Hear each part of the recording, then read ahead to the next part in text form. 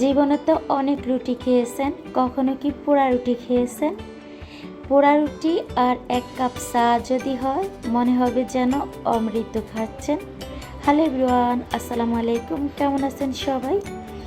আজ আপনাদের সাথে শেয়ার করব কিভাবে পোড়া রুটি বাসায় তৈরি করবেন। দেখতে যতটা সুন্দর, খেতে কিন্তু আরও বেশি মজা। তাহলে চলুন দেখা যাক। প্রথমে এখানে আমি 1.5 কাপ ময়দা নিয়েছি, সাথে দিয়ে দিব স্বাদ মতো লবণ, আর দিয়ে দিব এখানে চিনিটা আমি এখানে টোটাল 3 টেবিল চামচ দিব। মিষ্টি পরিমাণটা আপনারা বাড়াতে চাইলে চিনি পরিমাণটা একটু বাড়িয়ে দিবেন। এখানে দিয়ে দিলাম আমি 1 টেবিল চামচ ইস্ট। আপনারা চাইলে এখানে কিন্তু একটা ডিম অ্যাড করতে পারেন।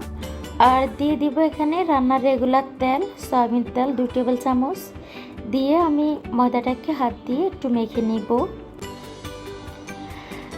তারপরে আমি এখানে কুসুম গরম দুধ দিয়ে সফট একটা ডো তৈরি করে নেব।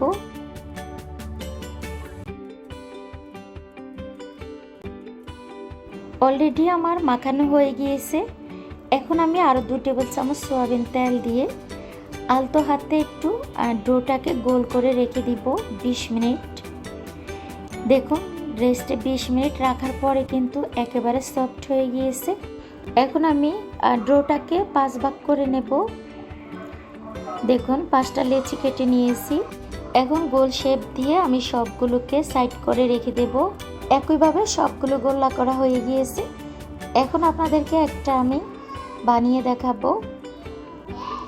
এভাবে আমি বেলুন দিয়ে হালকা একটু বেলে তারপরে এইভাবে শেপ দিয়ে নিয়েছি। দেখতে তো পাচ্ছেন রুটিগুলো আমি কিভাবে বানাতেছি। এই যে একটা হয়ে গিয়েছে। একইভাবে আমি সবগুলো বানিয়ে নেব।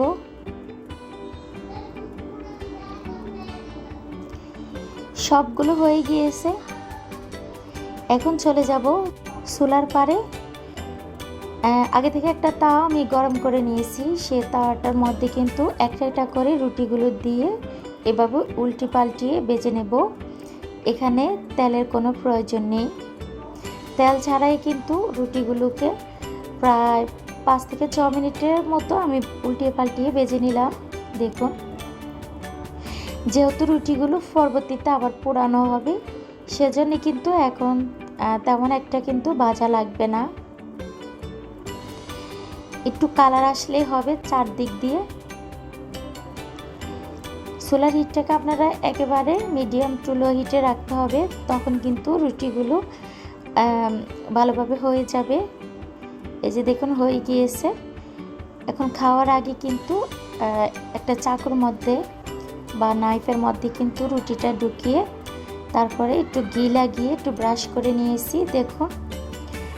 তারপরে দিয়ে দেবো আমি এখানে চিনিটা আমি এভাবে লাগিয়ে তারপরে রুটিটাকে ফোড়া দিয়ে নিব। এই যে দেখো,